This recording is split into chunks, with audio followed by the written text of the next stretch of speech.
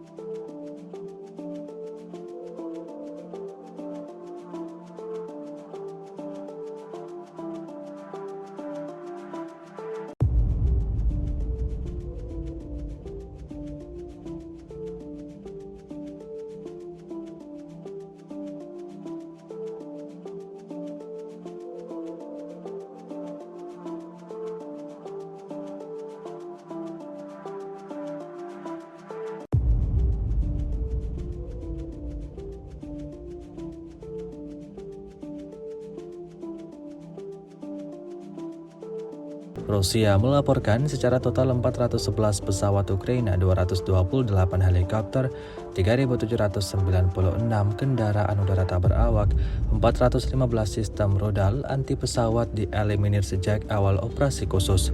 Dari kubu Kiev, Kementerian Pertahanan Ukraina melaporkan 690 tentara Rusia dieliminir dalam sehari terakhir.